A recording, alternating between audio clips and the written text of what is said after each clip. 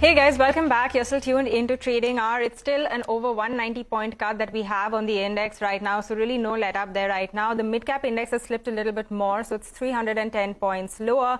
And the Nifty bank is doing slightly better, but we're still seeing a cut of around 185 points. The only index which is managing to hold up in the green is the Nifty Pharma pack. But this is after the kind of cuts that we saw yesterday. So a few of those names, Cipla, Sun, holding up in the green. But with that, let's move on and bring you an exclusive. Lata Venkatesh spoke to the top team at JP Morgan, Sanjay Mukim, as well as Sajid Chinoy to discuss the outlook for the Indian markets as well as for the global markets. So let's hear out that conversation.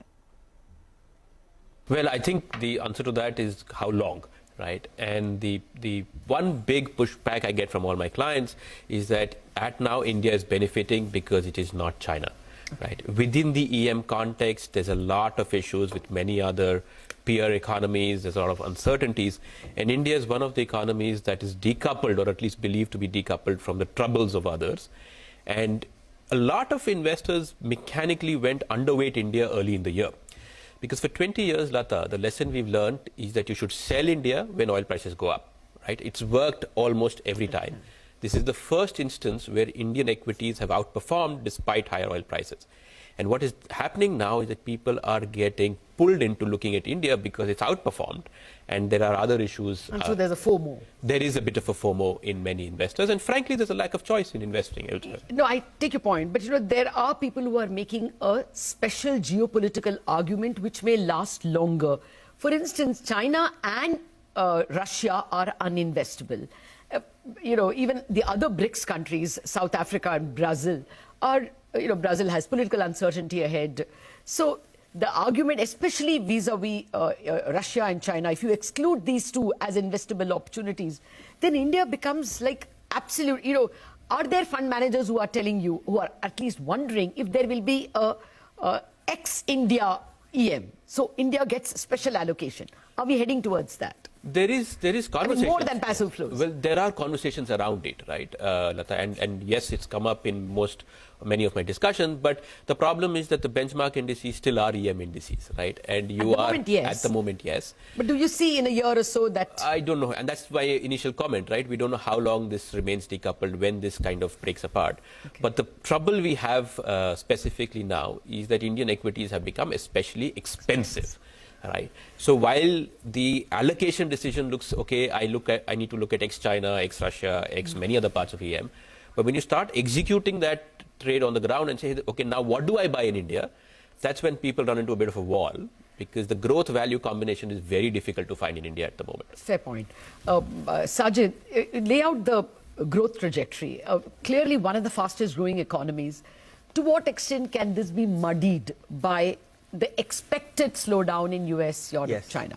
So a couple of things, Lata, just 30 seconds on the global setup. I think the good news is the risk of a global recession has receded. Both consumers and firms in the US are holding up much better. So we don't expect for the US to go into recession in the second half of the year. You're seeing more fiscal support in Europe, and China at least seems to be kind of middling in the next quarter or so. So that's the good news. The not so good news is, because we haven't got a recession, the disinflation may not be as large globally as we had wished and hoped. So you look at the last CPI number in the US, core CPI goes 0.6% month on month. What that means is central banks will have to be more aggressive and almost engineer a recession in 2023 to disinflate. And that's the bigger concern, that we're now looking at more rate hikes. People expect the FOMC to raise its terminal rate. And so you're facing this double whammy or triple whammy. One is higher interest rates. All four central banks are expected to move 75. The Fed, the ECB, the Bank of England, the Bank of Canada. A stronger dollar. The dollar is the highest in 20 years. And while commodities have corrected, oil is still in the 90 handle, which is uncomfortable. So it's a pretty hostile global backdrop. As Sanjay pointed out, India's growth prospects are strong. I think medium-term prospects have been strong for a while. The geopolitics, the fact that, we're friend-shoring, China plus one. China is vacating so much space in the labor-intensive export markets of the world, textiles, gems, and jewelry. This is our opportunity, and people see that over the next 5 years. But in the next 4 quarters, we'll have to hunker down. Because at this point, you will get no rewards for focusing on growth. You will be judged on whether you can preserve and protect macroeconomic stability. So for all emerging markets, the focus will be bring your fiscal deficits down, keep your current account deficit contained, keep inflation under track, and ensure that you can protect stability. So I think that has to be the overriding focus in the next few quarters. All right, back to focusing on our own markets. By the way, just take a look at the stock price of PVR. It's again tumbled close to about 3%. It was under pressure even yesterday. On Monday to Wednesday, there was a recovery in the stock price of PVR owing to the box office collections that, Brahmastra was reporting. But in the last 2 days, the stock price has tumbled. Pull up a 2-week chart and you would see now the stock is trading well below what it was even, just a couple of days back. But we're now joined by Abneesh Roy of Edelweiss Securities to talk about the way forward for the multiplex industry. Abneesh, morning, and thanks so much for joining in. First, wanted to get your thoughts in. There is going to be a new player in the multiplex space. Could you tell us a little bit more about it and what will be the impact on competition? What are their plans? Yeah, sure. Thanks. So definitely multiplex stocks had gone up in the last few days because of Brahmastra surprise being there. But after that, the block deal has happened. And now the next big event, of course, will be at the end of the month when Vikram Vedha releases and then PS1 also releases. Yes, today we have come out with an update on the new player who has entered the multiplex industry.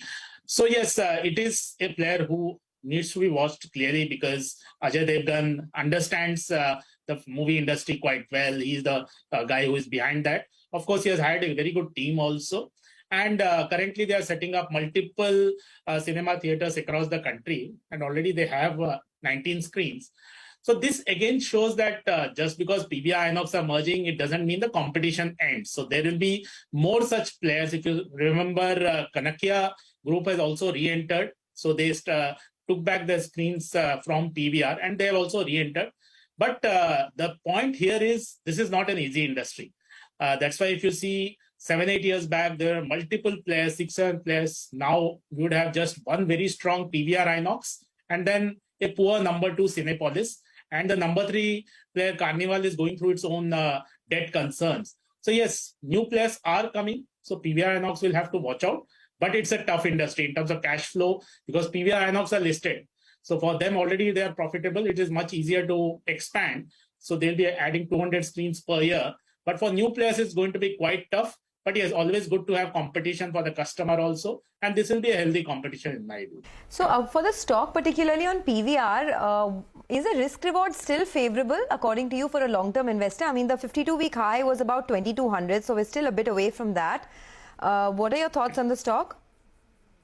Yes, I think Brahmastra has clearly shown that Indian customer has not left the box office. So if the content is good, of course, in Brahmastra, the reviews were quite mixed, but at least the content was differentiated.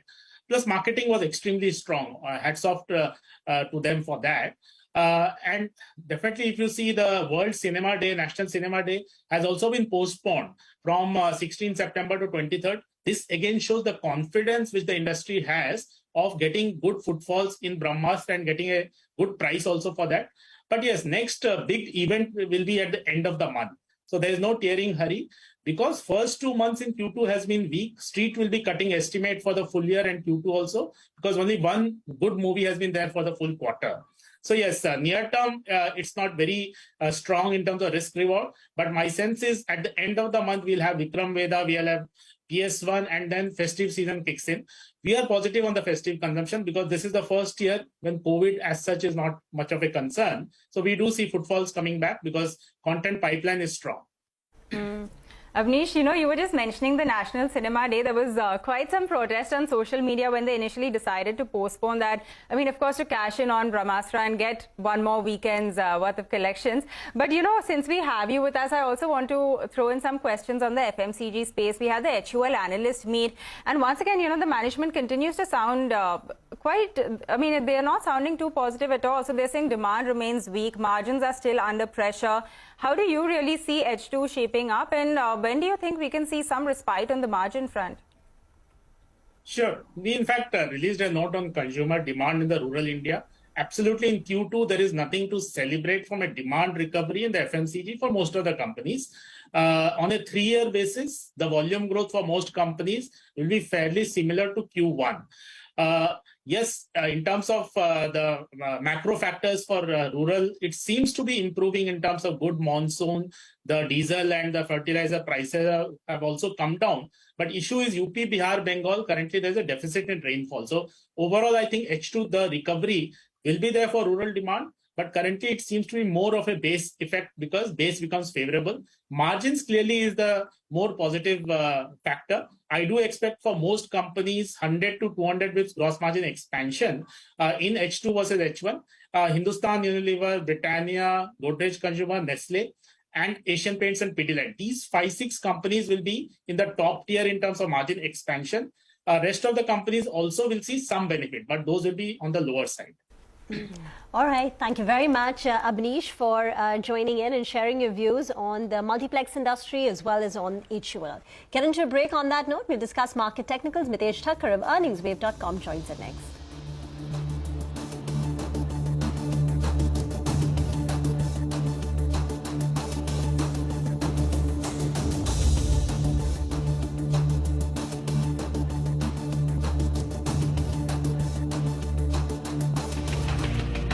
Technicals and find out where we're headed. Mitesh Thakkar of earningswave.com joins in now for a quick technical check on the markets. Mitesh, morning.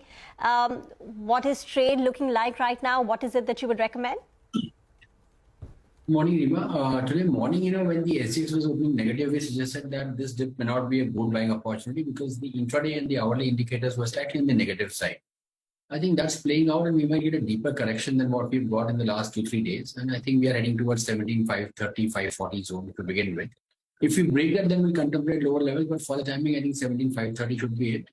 And in the worst case scenario, I think 17,400 could be tested. So in that sense, we're not looking to buy into this dip at the moment. I think, there's some more correction left to play out before we start taking a long bias on the markets. Would you sell into the Nifty since you think it could go lower, maybe all the way down to 17,400 as well? So, yes, I think, it's only 200 points down, but in the morning we bought some put options of 17,800 strike. Disclaimer, we have an interest over there. So very clearly, it's a slightly negative view on the markets. Okay. The stock calls that I have one buy and one sell. MFSL is breaking out on the upside. So that's on the buy side. A trade which traders can look at going long with the stop at 815 for targets of around 850. While Lupin is breaking down, so that's a sell call. Keep a stop just above levels of 657 here and look for a target of around 620, 621 on the downs. Okay, by the way, it's very clear today that there's a wave of profit taking. So all the big gainers of the last fortnight are seeing some money being taken off the table. Look at the tire stocks. Apollo Tyres, MRF, Balkrishna Industries, all down about 4% apiece. And even, some of these names in the auto space. M&M, for example, last week hit an all-time high. And today, M&M is down about 3%. Some profit taking over there. Mitesh, thanks a lot for joining in. Have a great day. Well, let's move on. We learned from sources that government agencies have begun inspecting factories to probe FAME violations. Parikshit is here to give us more details on that. Parikshit, over to you. Well, yes, the government has been closely looking at two companies in the electric vehicle space. This is Hero Electric and Okinawa. They've also received several whistleblower complaints against other EV makers for violation of the phased manufacturing program and violation of the localization criteria. There are companies who are actually availing of FAME subsidies for products which were not made in India. So this is what is being investigated. Now, the ARAI has been asked by the government to start inspecting or carrying out audits in these factories of Okinawa and Hero Electric to see whether there is a violation of the phased manufacturing program and of the localization criteria. So at the same time, if these violations are found, action will be taken against these companies.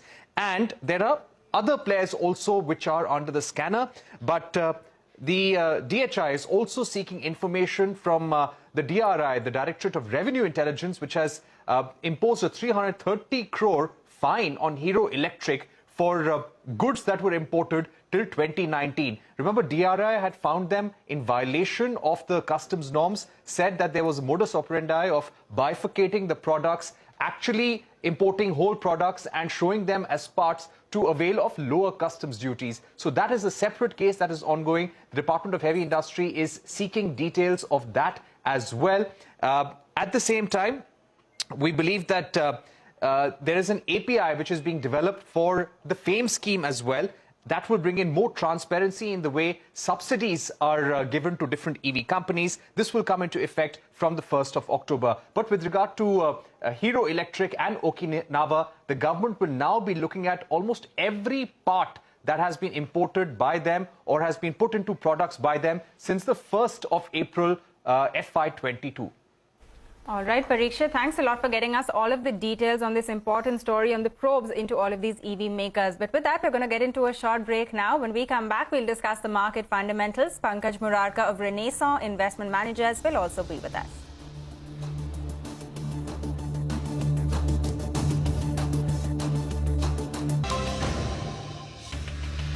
Welcome back to Trading Hour on CNBC-TV18, still where we were when we started. So the Nifty is still down about 180 points. But to discuss the market fundamentals and the top sectors to bet on, Pankaj Murarka of Renaissance Investment Managers joins us now. Pankaj, thanks a lot for joining us. First I wanted your thoughts on the auto sector, because after a very challenging period in the last 5 years, in which the auto sector earnings had declined almost 7% compounded in the last 5 years. Now we are starting to see the auto's share in the profit pool improve. From a earnings perspective is what I'm talking about. Do you think that the risk reward is favorable for an investor, and is this a structural uptrend now in autos? Absolutely, I think so, Sonia, because as you rightly said, the auto sector has had multiple headwinds over the last 5 years. And the last one has been this whole chip shortage, because of which last 2 years they've been constrained with supply chain, and as a result of which, while there's been a strong demand, these companies have not been able to fulfill that demand. I think we are at a point where we are seeing very strong demand across all the segments of the auto sector. Probably another short-term headwind they had in the start of the year was this rising commodity prices, but now that has also softened quite a bit. So I think the sector is clearly on a sweet spot where we are in an environment where demand remains strong. Supply chain issues, including the chips, have got resolved significantly. And commodity prices are moderate, so which effectively means you get strong revenue growth. And more importantly, we got very strong recovery in margins for auto companies. So I think over the next 2 years, we believe that the entire sector is a very sweet spot for investors to bet onto. From a slightly more medium term to longer term, I think passenger vehicles in India remains a structural story, whereas all of us know CVs are very closely linked to the domestic economy. So the element of cyclicality cannot be eliminated, but I think next 2.5 years, we have a very strong CV cycle on our hand as well. Pankaj, you've been betting on this China Plus One, the PLI theme. We know there have been a few successes like Dixon Manufacturing. It's done exceedingly well in contract manufacturing of TVs and now mobile phones. Can you tell us, other than that, what has been the success? What, according to you, has been the feedback on the PLI scheme? Where is it done well and where is it failed? I think I'm extremely optimistic on this whole renaissance of India's manufacturing, because effectively, actually, what we should have done probably 15-20 years back, and we have missed the bus multiple times. I think we've reached a time where stars are aligned for revival of India's manufacturing, because one, clearly, if you talk to the top 2,000 global companies, it's part of the strategic agenda to de-risk or diversify the manufacturing away from China, because China is so much integrated into global supply chain. And with this renewed lockdowns in China around COVID-0 and stuff like that, it just makes life difficult even more for them, and it creates a greater sense of urgency for them. I think rightfully, Government of India has taken a few right steps, one including reducing taxes on the new manufacturing to 15%, and plus this production incentive scheme. So effectively, India becomes a place where you have the lowest wage cost now amongst the large economies in the world, lowest direct tax rates, and on top of that, you have incentives which are linked to production from the government. So probably it's the best place if you look around in the world to probably set up a manufacturing base. While these numbers are very small at this point of time, but we have done some numbers on it, probably because the way PLI scheme works, when you set up a new manufacturing, you reach your peak production in the 4th and the 5th year, which is where the incentive balloons. We think in the 5th year, which is effectively FY27, the direct PLI linked manufacturing and all the associate manufacturing that will happen because of that, or the entire ecosystem that can effectively contribute incrementally 1% to India's GDP. And we think that's a very massive number on a large economy like India. Incremental 1% coming from just new manufacturing initiatives. Pankaj, good morning and thanks for joining us. This is Pavitra. You know, another space I want to ask you about is the banking stocks. We've seen a big run up there. We've been talking about the cleanup. We are seeing credit growth now pick up. Do you think even now at these levels they pose an an attractive investment opportunity? And within the banks, then what do you what would you pick? So yes, Pavitra, we remain positive on the banking sector as a whole, because I think now it's almost after 5 or 6 years, the sector has come to a point where we're seeing one, strong growth. More importantly, we don't see asset quality issues, which was plaguing at least the state-owned banks and some of the other banks. So those are clearly behind. And more importantly, banks tend to experience better margins of profitability in a rising interest rate environment, which is where we are, because there's always a lag in passing on the deposit cost to the customers, and the loan repricing happens much faster. Incremental credit offtake on banks have been very strong. So we continue to like some of the larger private sector banks in India, because we think they're a secular growth story, and given the strong growth momentum in the domestic economy, bank is a very big macro play on the domestic growth in India. Apart from that, but I must also say that we find a lot of value in some of the mid and small cap banks, which have been beaten down very badly because of somewhat elevated NPAs they had during COVID, but we think they've tied over those. So we see value in some of those mid and small cap banks as well. Okay, by the way, in a falling market, one space that continues to rally is defense. Just look at the moves there. Bharat Dynamics is up almost about 9% right now, huge volumes. Mazgaon Dock is up about 6% and BEL is up almost about 5%. So the gains continue there. I want to ask you about defense, Pankaj, but before that, the Indian corporate profitability has definitely improved. I mean, the corporate profit to GDP ratio is now at a decadal high of 4.3%. A lot of brokerages have raised their Nifty EPS estimates for the full year. Would you do the same? If yes, what are your own expectations? Well, this year is going to be a year of strong growth, because I think second half of this year, as we kick into a festive season, consumer demand will be very strong, because the trend we are picking up is clearly that after almost 2 years of COVID-driven lockdowns and unlock, this is the real time when consumers are really stepping out and spending. And at the same time, corporate investments continues to remain strong. So I think second half of this year will be strong. But at the same time, we also believe that given the fact that interest rates in India will rise from here on, this can pinch into some consumer demand going into next year. So probably we still think that India can still do a mid-teens kind of earnings growth going into next year. I still think, which is very healthy in the context of where the world is. All right, we can see a mid-teens kind of earnings growth for India for the next year. Pankaj, we'll leave it at that today. Thank you very much for joining us and taking us through your call on the market. By the way, some of the sectors that Pankaj just mentioned that he likes is the auto space, the banks, and also the capital goods sector. But with that, we're going to get into a short break now. When we come back, we'll discuss more on the markets and some stocks that are moving around. So stay tuned.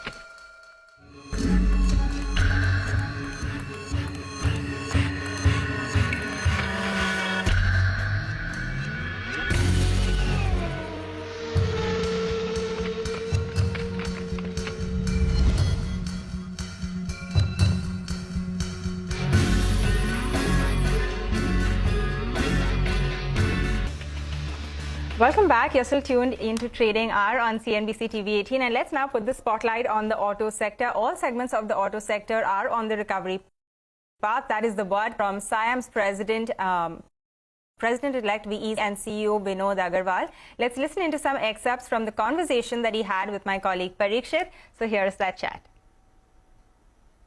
I think if you look at various sectors, we have already recovered quite a lot. In some of the sectors, like if you take passenger cars, we are already at 90% of the industry which were there in 2018-19.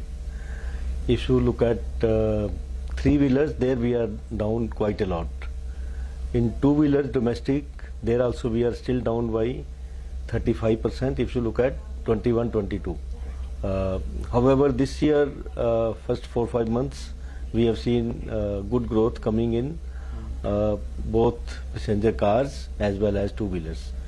My own take is that this year passenger cars may touch a new peak by 22-23.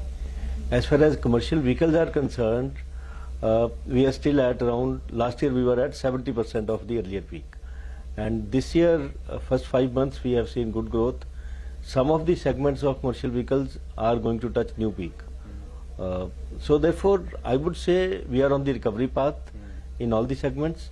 There are some headwinds in the lower price passenger cars or the entry-level motorcycles, because that is where the pain is slightly more. But let's hope. I think we are on the right track. Okay. One pain point for the industry that you would like to take up in your tenure with the government, which you feel is hurting or slowing down the growth of the industry? I would say not the pain point. I would say the opportunities. There are going to be huge opportunities for the industry.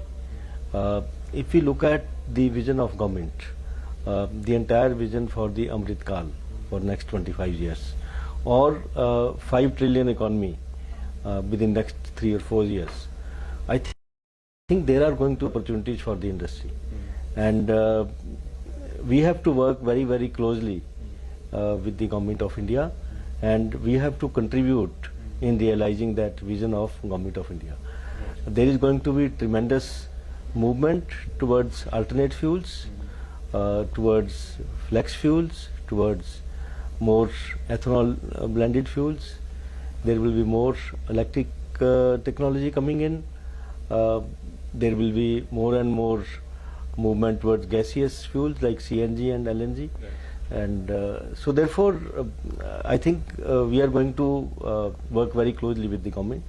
And when we move to the new technologies, or when we move to the new areas, there will be difficulties, but I'm sure we will manage those. Okay, my final question, sir. Do you want a long-term roadmap, some long-term regulatory clarity from the government as well?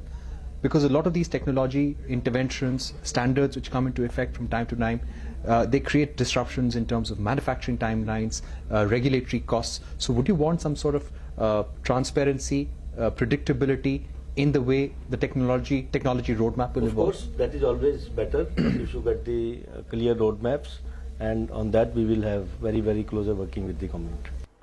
Parikshit also spoke to Pawan Goenka, former CEO at M&M, from the sidelines of the Siam convention. Let's listen into what he had to say on the EV space going forward. If you look at 2030, as most people would have already said, we believe that three-wheelers and two-wheelers will be largely electric. Three-wheelers probably even before 2030, and two-wheelers around that time. So that I don't think anybody has doubt in that. Almost everybody will agree. The question is how much a passenger vehicle will happen, how much a commercial vehicle will happen. In passenger vehicle, I think the ramp up is just about beginning because right now we don't have too many products. With that, I would expect to see a much faster ramp up. However, I don't expect to see more than 25% penetration by 2030. Mahindra was the first to start electric vehicle. The e-Verito was the first electric vehicle launched. For whatever reasons, the XUV400 was delayed. Now it has been announced, so it will be starting to sell, I think, in January. So probably Mahindra will catch up whatever time they've lost. Okay, Mahindra is going to catch up in a big way, and the XUV400 electric vehicle will be launched in January, and from there on another 5 electric vehicles in the SUV space. They're going big in this space and not wasting any more time. But let's do one thing. Let's quickly wrap up the markets for you for the hour. The Nifty is still down where it was, about 180 points. The good part is that there's no incremental selling pressure. It is where it was about an hour ago, and if you look at even, there are certain pockets that are doing well. So bucking the trend is capital goods, names like Thermax. Then you have defense stocks, names like Bharat Dynamics. Some of these travel stocks like Easy Trip, Devyani International, Cipla, Patanjali Foods. So there are pockets of growth even in a falling market. But the Nifty holding below 17,700. From the entire team, thanks a lot for watching. Keep it with CNBC TV 18. Halftime report coming up next.